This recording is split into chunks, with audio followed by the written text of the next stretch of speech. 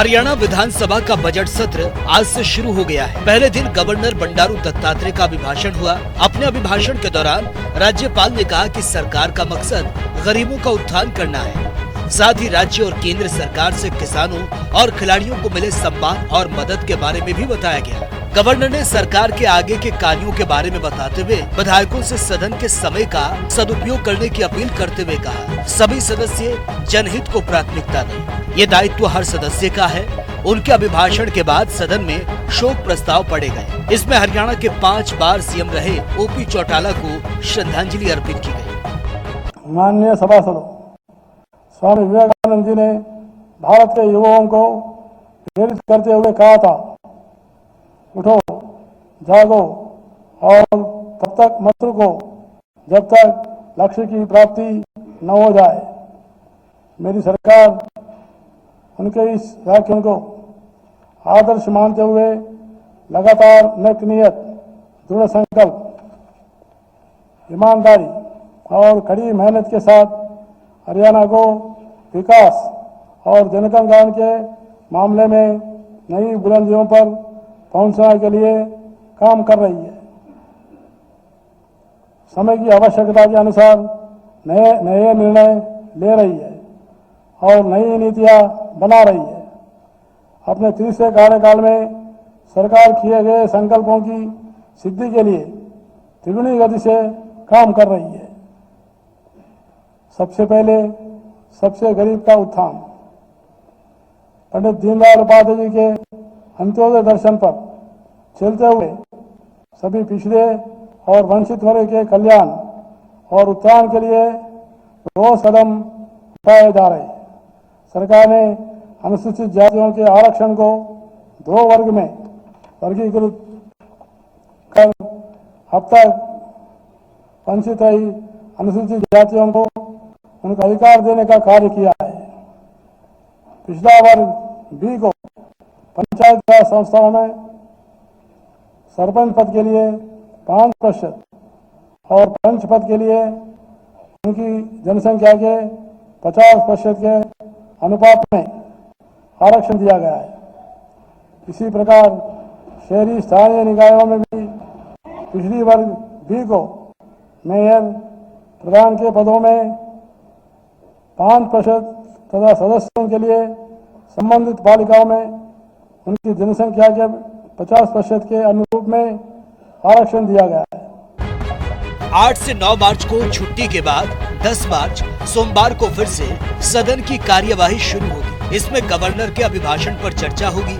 CM Nayab Saini बतौर वित्त मंत्री पहली बार 17 मार्च को प्रदेश का करीब 1.98 लाख करोड़ का बजट भी पेश करेंगे। इससे पहले साल 2024 में तत्कालीन मुख्यमंत्री और वित्त मंत्री मनोहर लाल ने 1.89 लाख करोड़ का बजट पेश किया था। वहीं कांग्रेस बिना विधायक दल नेता के ही सत्र में शामिल हुई। प्रमुख विपक्षी पार्टी होने के बावजूद कांग्रेस हाईकमान ने अभी तक नेता प्रतिपक्ष की घोषणा नहीं की। बजट सत्र 28 मार्च तक चलेगा। मुख्यमंत्री ग्रामीण आवास योजना के अंतर्गत 62 गाँवों में 100 गज के और हरेक महाग्राम में 50-50 गज के 4,533 प्लाट दिए जा चुके हैं। सरकार ने सामाजिक सुरक्षा पेंशन को प्रोएक्टिव मोड में कर दिया है। वृद्ध व्यवस्था, सम्मान भत्ता, दिव्यांग, विधवा, निराश्रित बच्चे और विधुर, अविवाहित पुरुष और महिला पेंशन योजनाएं प्रोएक्टिव पेंशन मोड के तहत संचालित की जा रही है। अब तक इस अनूठे माध्यम से 5,43,663 लाभार्थियों को 1,093 करोड़ 40 लाख रुपए का लाभ सीधे उनके बैंक खातों में प्रदान किया जा चुका है। सरकार ने हीमोफीलिया, थैलेसीमिया बीमारियों से ग्रस्त रोगियों को 3,000 रुपये मासिक पेंशन का लाभ दिया है। इस पेंशन के लिए कोई आयु सीमा नहीं है और यह किसी भी अन्य पेंशन के अतिरिक्त दी जाती है। इसी प्रकार से 3,000 रुपये मासिक दिव्यांग पेंशन का लाभ 10 अन्य दिव्यांग श्रेणियों को दिया गया है। इनमें प्रमस्तिष्कघात, मस्कुलर डिस्ट्रोफी, वाक और भाषा दिव्यांगता, मल्टीपल स्क्लेरोसिस, पार्किंसन रोग, सिकल सेल, बहुदिव्यांगता, दृष्टि, सीखने की अक्षमता, ऑटिज्म स्पेक्ट्रम विकार और क्रॉनिक न्यूरोलॉजिकल कंडीशन शामिल है। गवर्नर ने गिनवाई सरकार की बड़ी उपलब्धियां, पंचायतों में रिजर्वेशन दिया, निकायों में भी पिछड़ा वर्ग बी को आरक्षण दिया। मॉनसून में देरी पर किसानों को करीब 1300 करोड़ का मुआवजा दिया गया। 24 फसलों पर एमएसपी देने वाला हरियाणा देश का इकलौता राज्य है। 13 लाख से अधिक परिवारों को हर महीने 500 रुपए में गैस सिलेंडर दिए गए। ग्रुप सीडी की भर्तियों के लिए सरकार ने इंटरव्यू खत्म किए। 22,000 लोगों को सरकारी नौकरी दी गई। सरपंचों को बिना टेंडर 21 लाख रुपए तक के विकास कार्यों के अधिकार। 2015 से लेकर अब तक 2145 अवैध कॉलोनियों को सरकार ने रेगुलर किया। कर्मचारियों की ग्रेजुटी बढ़ाकर 25 लाख कर दी गई। शहीदों के परिवारों को 1 करोड़ रुपए दे रहे हैं। धान खरीद पर आड़तियों का कमीशन प्रति क्विंटल बढ़ाकर 55 रुपए किया। निवेशकों को 150 से अधिक सेवाएं ऑनलाइन दी जा रही हैं। हर परमिशन 15 से 30 दिनों में मिल रही है। यदि बेदी साहब, जो पहले दिन राज्यपाल का अभिभाषण हुआ है, सरकार ने जो विजन रखा है, विपक्ष कह रहा है कि कोई विजन नहीं है, तमाम जो चीजें हैं वो पेंडिंग है, लेकिन सरकार वायदे पे वायदे कर रही है। नहीं, कोई वायदे पे वायदे करने वाली बात नहीं है, परंतु हमने अपना विजन क्लियर किया है कि हम महिलाओं के हित के लिए, किसान के हित के लिए, युवाओं के हित के लिए, खिलाड़ियों के हित के लिए हम क्या कुछ लेकर आने जा रहे हैं, सारा विजन क्लियर कर दिया है। परंतु विपक्ष का काम तो निंदा करना ही है, वो करेंगे, वो करने दो उनको। परंतु हरियाणा की जनता के हित के लिए हमने काम करना है, किसी व्यक्ति विशेष के लिए काम नहीं करना। राज्यपाल के अभिभाषण पर आने वाले दिनों में चर्चा जब शुरू होगी तो जो सवाल विपक्ष की तरफ से उठाए जाएंगे उनका जवाब मुख्यमंत्री देंगे। मुख्यमंत्री भी तैयार हैं और सभी हमारे मंत्रीगण और विधायकगण सभी तैयार हैं, सरकार का हर आदमी तैयार है। जो विपक्ष के आज नेता की कमी नहीं खल रही क्या सर? सदन में सत्ता पक्ष को विपक्ष का नेता नहीं है सर। कितनी बार इस बात को दोहराएं? कांग्रेस को नहीं इस बात की चर्चा करने की जरूरत है। कांग्रेस ने निर्णय कर लिया है कि नेता प्रतिपक्ष के बिना भी वो अपनी पार्टी को चलाना चाहते हैं, और ये गंभीर विपक्ष की दिखाई दर्शाती है। विपक्ष गंभीर नहीं है किसी बात को लेकर, हरियाणा की जनता के हितों के लिए। अभिभाषण में प्रयागराज महाकुंभ का भी राज्यपाल ने जिक्र किया। हरियाणा सरकार द्वारा शुरू की गई मुख्यमंत्री तीर्थ यात्रा योजना का भी जिक्र करते हुए राज्यपाल ने कहा कि कम आय वाले परिवारों के बुजुर्गों के लिए ये योजना शुरू की गई। इसके तहत प्रदेश के बुजुर्गों को प्रयागराज में हुए महाकुंभ में संगम स्नान करवाया गया। अयोध्या में राम लल्ला के दर्शन, वैष्णो देवी सहित कई अन्य तीर्थ स्थानों के दर्शन करवाने के लिए योजना बुजुर्गों के लिए वरदान साबित हुई है। महामहिम का अभिभाषण सरकार का विजन होता है, सरकार का रोड मैप होता है। लेकिन जिस तरह से महामहिम में अभिभाषण पढ़ रहे थे, वो इस बात को बखूबी समझ गए थे कि इसके अंदर ना कोई विजन है, ना कोई रोड मैप है, सरकार की कोई दूरदृष्टि इसके अंदर नहीं है। इसलिए उन्होंने उसे पूरे भाषण को पढ़ना भी मुनासिब नहीं समझा। सिर्फ 16-17 पेज पढ़ के और लास्ट पेज पढ़ के उन्होंने कहा कि इसको पढ़ लिया, कब मान लिया जाए, क्योंकि हरियाणा प्रदेश एक कृषि प्रधान प्रदेश है और कृषि के बारे में सिर्फ उसके अंदर 3 पेज दिए गए हैं। वो भी ये कहा गया अपनी वाई लूटने के लिए हम 24 फसलें एमएसपी पे खरीदते हैं, वो कि एक झूठ का पुलिंदा है। उसी तरह से 1-2 बातें और हैं। अगर ये सेम से मुक्त कराने का कोई विजन लाते, या कोई किसानों को नकली बीज, खाद, दवाइयों का भरमार है उससे छुटकारा दिलाने का लाते, या किसानों की आमदनी दुगनी करने की जो वादे करते हैं, अगर किसानों की आमदनी बढ़ाने की बात करते, या कोई किसानों से संबंधित और बात करते। इसी तरह से ना कहीं युवाओं का जिक्र है, ना कहीं उद्योगों का जिक्र है, ना कहीं कर्मचारियों का जिक्र है। ये सिर्फ हरियाणा प्रदेश की 2 करोड़ 80 लाख लोगों की आंखों में धूल झोंकने वाला अभिभाषण है। अभी 10 मार्च से दोबारा सदन की कार्यवाही शुरू हो जाएगी, तो राज्यपाल के अभिभाषण पे चर्चा होनी है। कांग्रेस पार्टी विपक्ष के तौर पर या बलवान सिंह दौलतपुर या फतेहाबाद के प्रतिनिधि के तौर पर अपनी बात रखेंगे इन तमाम मुद्दों पर? सदन के भीतर भी ये बात होगी जो आप बाहर कह रहे हैं? बिल्कुल रखेंगे। महामहिम के अभिभाषण पे बोलेंगे, तब भी सरकार की आंखें खोलने का काम करेंगे। चाहे कोई जीरो आवर हो तब भी हम आंखें खोलने का काम करेंगे। और जिस तरह से प्रश्नकाल इन्होंने किया कि लॉटरी सिस्टम से कर रहे हैं, उसके अंदर भी मुझे लगता है कि ये विपक्ष के विधायकों के साथ भेदभाव कर रहे हैं। जिस तरह मुझे पता लग गया, मैंने 12-13 क्वेश्चन भेज रखे हैं। मेरा क्वेश्चन 11 तारीख को लगा है और वो भी 20वें नंबर पे लगा है। अब 20वें नंबर पे पता नहीं उस दिन उसका नंबर आएगा कि नहीं आएगा। मुझे लगता है ये विपक्षी विधायकों के साथ ये भेदभाव है। ये जो बजट सत्र शुरू हुआ है सर, इसमें सरकार के मंत्री ये कह रहे हैं या फिर बीजेपी के नेता ये कह रहे हैं कि कांग्रेस सरकार पर सवाल तो उठा रही है, नुक्ताचीनी तो कर रही है, लेकिन विपक्ष का नेता ही नहीं तय कर पाई, विधायक दल का नेता ही नहीं है। विधायक दल का नेता बहुत जल्द हम सब के सामने होगा, लेकिन बीजेपी को इसकी चिंता करने की जरूरत नहीं। वो अपनी कार्यप्रणाली को सुधार करने का प्रयास करें। कांग्रेस का एक एक विधायक बहुत अच्छे तरीके से लड़ाई लड़ने में सक्षम है। लंका को जलाने के लिए हनुमान अकेला ही काफी है। हरियाणा सरकार की महत्वपूर्ण योजना है। रावी ब्यास नदियों के पानी से हरियाणा का वैध हिस्सा लेंगे। SYL नहर को पूरा करवाएंगे। हिसार में महाराजा अग्रसेन के नाम पर प्रदेश के पहले हवाई अड्डे से जल्द उड़ानें शुरू होंगी। अंबाला में सरकार 20 एकड़ भूमि पर घरेलू एयरपोर्ट बना रही है, जो जल्द पूरा होगा। गुरुग्राम में द्वारका एक्सप्रेसवे के साथ साथ 1000 एकड़ में औद्योगिक बिजनेस हब बना रहे हैं। 31 मार्च 2025 तक 3 नए आपराधिक कानूनों को लागू करने वाला पहला राज्य बनेगा। खरगोदा में 3300 एकड़, सोहना में 1400 एकड़ में औद्योगिक मॉडल टाउनशिप विकसित कर रहे हैं। देखिए, मैं तो एक ही चीज़ कहूँगा कि सरकार ने वाहवाही लूटने के सिवाय कोई काम नहीं किया, कोई विजन नहीं है। अगर विजन होता तो सरकार के पास जो किसानों के साथ इस दफ़ा जो उनकी MSP की बात की जा रही है कि 24 फसलों की MSP, किस तरीके से मंडियों में किसान को इस बार लूटा गया, ये सबसे बड़ा उदाहरण है। मैं एक बात कहना चाहूँगा कि सरकार को कोई भी चीज़ सदन में रखने से पहले इस बात को सुनिश्चित करना चाहिए कि जो चीज़ वो रखने जा रही है क्या धरातल पे वो चीज़ है। दूसरा, लॉ एंड ऑर्डर की क्या स्थिति है आज के दिन। हत्याएं हो रही हैं, गैंगस्टर्स जो उत्पन्न हो रहे हैं, फिरौतियाँ मांगी जा रही है, रेप्स हो रहे हैं। ये मैं नहीं कह रहा, ये केंद्र की इनकी रिपोर्ट कह रही है कि हरियाणा में इस दफ़ा ग्राफ बढ़ा है। इसके साथ साथ नशे पे बहुत बुरा हाल है। ड्रग्स जो है वो आज चिट्टे का हर गांव में एक सेवन किया जा रहा है। इसको रोकने के लिए कोई सरकार के पास विजन डॉक्यूमेंट नहीं है। हेल्थ में भी सरकार जो है इंडेक्स जो है इनका शो कर रहा है कि इस दफ़ा ये बहुत डाउन गए हैं। शिक्षा में भी हमारा बहुत स्तर नीचा चला गया है।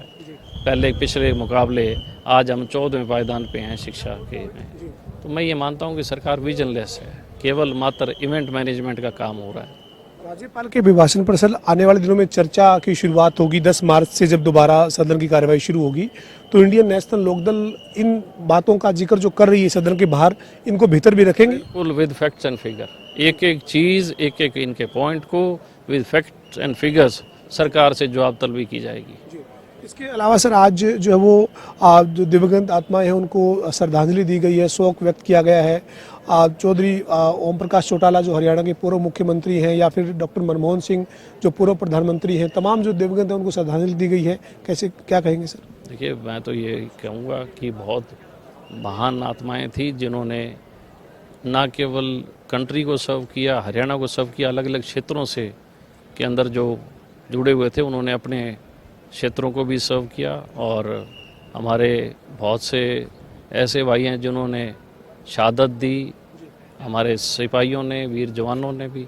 उन तमाम परिवारों को मैं अपनी तरफ से नमन करता हूं और मैं यही कहना चाहूँगा कि उनके परिवार वालों को भी परमात्मा जो है मजबूती प्रदान करे। और हमें बहुत बड़ी क्षति हुई चौधरी ओम प्रकाश चौटाला जी के निधन पे, ना केवल हरियाणा के किसान को, मजदूर को, गांव देहात के हरियाणा के प्रत्येक व्यक्ति को इस बात का बड़ा अफसोस रहा कि बहुत बड़े शख्सियत आज हमारे बीच में नहीं थी। सर अंतिम सवाल है, 17 मार्च को जो बजट सत्र में जो बजट पेश करेंगे मुख्यमंत्री वित्त मंत्री के नाते, क्या उम्मीद करते हैं, किस तरीके का बजट आप उम्मीद करते हैं विपक्ष के नाते? देखिए, मैं तो एक ही चीज़ कहना चाहूँगा, जिस तरीके से इन्होंने प्री बजट सेशन किया था, सुझाव मांगे थे, सभी विधायकों ने सुझाव दिए। देखते हैं उन कितने सुझावों पे इन्होंने अमल किया है या केवल मात्र वो दिखावा था, वो तो आने वाली 17 तारीख को पता लगेगा। प्रदेश के गरीब लोगों को रोडवेज बसों में मुफ्त यात्रा सफर के लिए हैप्पी योजना लागू की गई। इस योजना के तहत दिसंबर 2023 से अभी तक 11,64,692 लोगों ने 42,14,000 किलोमीटर मुफ्त यात्रा की है। योजना में शामिल लाभार्थियों को सालाना 1,000 किलोमीटर तक मुफ्त सफर का मौका भी मिलेगा। सरकार इस बजट सत्र के दौरान 2 बड़े फैसले लेने की तैयारी में है। टंकी मामलों पर अंकुश लगाने के लिए ट्रैवल एजेंट संशोधन बिल पेश किया जाएगा। साथ ही लाडो लक्ष्मी योजना के लिए 10,000 करोड़ का बजट भी सदन में स्वीकृत करवाया जाएगा। सरकार की ओर से सत्र को सुचारू रूप से लाभकारी बनाने के लिए सत्र का नया शेड्यूल जारी किया गया है। देखिए, आज बजट सत्र की महामहिम राज्यपाल महोदय के अभिभाषण से इसकी शुरुआत हुई है और बहुत बड़ी कोई अचीवमेंट्स ऐसी नहीं है जो 11 साल में सरकार कर पाई हो। मैं देख रही थी कि जो यूनिवर्सिटी है, मेडिकल यूनिवर्सिटी जो कोटेल में थी, आखिर जाकर बताया गया है कि वो बिल्डिंग पूरी हुई है। जहां पर लगातार हजारों स्कूल बंद कर दिए गए हैं, पीएम स्कूल कह रहे हैं हम शुरू कर रहे हैं, और बहुत ज़्यादा चीज़ें ऐसी थी, लगातार कॉन्टिन्यूसली वो चलती रही हैं। और इसमें लॉ एंड ऑर्डर को लेकर कोई ऐसा विशेष उन्होंने नहीं कहा, जबकि हमारी बहुत बद से बदतर हालात इस समय होते जा रहे हैं। बेरोजगार युवाओं को लेकर जो बार बार बिना पर्ची बिना खर्ची की बात कर रहे हैं, आपने सेवा सुरक्षा का पिछली बार बिल लेकर आए थे, लेकिन सभी को मालूम है कि लगातार HKRM के तहत लगाए गए थे उनको हटाया जा रहा है, और बहुत सारे जो गेस्ट टीचर्स हैं उनको भी हटा दिया गया है, एक्सटेंशन लेक्चरर्स को। हम ये चाहते हैं डंकी रूट से जो इलीगल तरीके से हमारे युवा जा रहे थे उसका जिक्र कहीं ना कहीं होना चाहिए। नशे की चपेट में जो युवा आ रहा है उसके समाधान के लिए कहीं ना कोई जो है इसमें बात होनी चाहिए। महामहिम राज्यपाल जी ने अभिभाषण में पढ़ा कि SYL की हम लड़ाई लड़ेंगे, सतलुज यमुना लिंक पर लेकर हमारे हक में फैसला आ चुका है, तो सरकार को जो है उस पर गंभीरता से संज्ञान लेकर हमारी लाइफलाइन है उस पर भी ये बात करने का काम करना चाहिए। SCs BCs के लिए विशेष तौर से, शेड्यूल कास्ट के लिए कोई ऐसी स्कीम, कोई बात या उनके खिलाफ जो एट्रोसिटीज हो रही हैं उसको लेकर ऐसा उसमें कुछ है नहीं है। ठीक है, राज्यपाल महोदय ने, सरकार ने जो कहा, और उसमें बताया गया कि करीबन 5 लाख के करीब वो पेंशन्स दे रहे हैं, जबकि हमारा मानना ये है कि पेंशन्स की संख्या तो 3 लाख से ज्यादा है। और जब हमने उनको कहा कि जो कैश अवार्ड खेल और खिलाड़ियों के लिए हमारे हरियाणा के खिलाड़ियों ने बहुत अच्छे से प्रदेश का नाम रोशन किया है, सभी को सम्मानित किया जाना चाहिए और उनके गांव को आदर्श गांव भी बनाना चाहिए। मैम, ये जो राज्यपाल का अभिभाषण है इसमें तमाम जो आप कह रहे हैं चीज़ें जो आपको विपक्ष के नज़रिए से नहीं दिख रही है, तो आने वाले दिनों में जब अभिभाषण पर चर्चा होगी तो कांग्रेस पार्टी विपक्ष के तौर पर इन तमाम सवालों को रखेगी?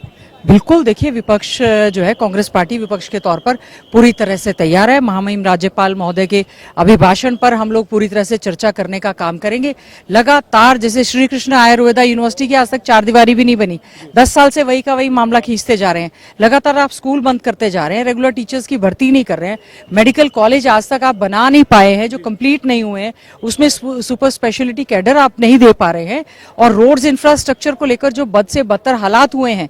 आप क्षतिपूर्ति पोर्टल्स की बात करते हैं, लेकिन वो पोर्टल्स समय पर खुलते नहीं हैं, हमारे क्षेत्रों के साथ भेदभाव होता है। इसके साथ साथ आज जो शोक प्रस्ताव आए उसमें हमारे लिए इसीलिए आज सदन को जो है बाकी कार्रवाई के लिए स्थगित भी कर दिया गया। हमारे देश के पूर्व में रहे प्रधानमंत्री डॉक्टर मनमोहन सिंह जी के को लेकर जो है यहाँ पर शोक सदन में प्रकट किया गया। साथ ही साथ में प्रदेश के पूर्व मुख्यमंत्री ओम प्रकाश चौटाला जी हैं, सतपाल सांगवान जी, डॉक्टर कृपाराम पुनिया जी, वो तमाम शहीद, हमारे झज्जर जिले के भी करीबन 3-4 से ज़्यादा शहीद जो है इसी महीने में हुए, सभी को सभी ने श्रद्धांजलि अर्पित की है। मैम, अंतिम सवाल है, ये सत्ता पक्ष कह रहा है कि विपक्ष की क्या तैयारी है, क्योंकि विपक्ष के पास तो नेता ही नहीं है। बजट सत्र आ गया, सरकार बने 4.5 महीने हो गए, लेकिन कांग्रेस विधायक दल का नेता नहीं बना पाई है। कोई बात नहीं, सदन जब चलेगा, सत्ता पक्ष तैयारी से आए, विपक्ष पूरी तरह से मजबूती के साथ तैयार है। हरियाणा बजट सत्र का नया शेड्यूल। 7 मार्च गवर्नर का अभिभाषण, 8-9 मार्च शनिवार रविवार की छुट्टी, 10 से 12 मार्च गवर्नर अभिभाषण पर चर्चा, 13 मार्च बजट पर चर्चा का जवाब देंगे, 14 से 16 मार्च अवकाश रहेगा। 17 मार्च सीएम नायब सिंह सैनी बजट पेश करेंगे। 18 से 20 मार्च बजट पर बहस। 21 से 25 मार्च कोई मीटिंग नहीं होगी। 26 से 28 मार्च विधायी कामकाज, चर्चा और बजट पास होगा। हरियाणा की 15वीं विधानसभा के बजट सत्र का आज आगाज हुआ है। हरियाणा के राज्यपाल बंडारू दत्तात्रेय के अभिभाषण के साथ सदन की कार्यवाही शुरू हुई।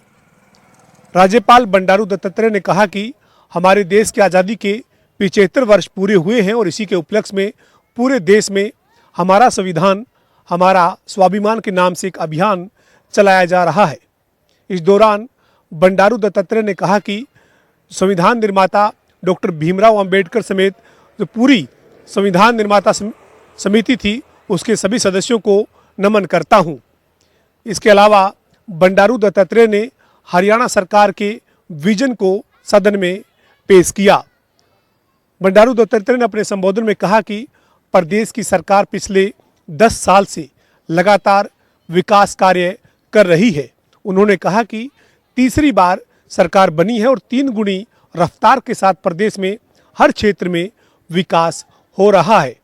राज्यपाल बंडारू दत्तात्रेय ने अपने संबोधन में प्रदेश सरकार के बिना पर्ची खर्ची के रोजगार देने के मुद्दे और साथ ही किसानों की 24 फसलें एमएसपी पर खरीदने समेत कई मुद्दों का उल्लेख करते हुए सरकार के कार्यकाल की सराहना की। इसके बाद राज्यपाल का अभिभाषण खत्म हुआ और सदन की कार्यवाही 30 मिनट के लिए स्थगित हुई। सदन की कार्यवाही में उसके बाद शोक प्रस्ताव रखे गए।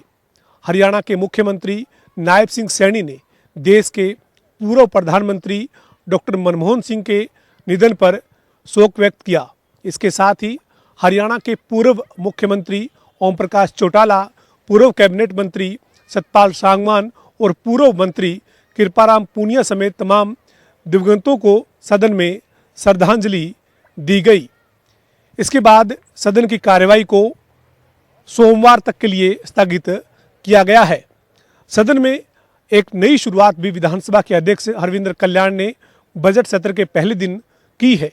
स्पीकर ने ये फैसला किया है कि अब सदन में जब शोक प्रस्ताव रखा जाए और उस पर जब मौन धारण किया जाए तब केवल सदन के सदस्य ही नहीं बल्कि विधानसभा के सदन में मौजूद अधिकारी और उनके साथ ही मीडिया कर्मी भी उसमें शामिल रहें।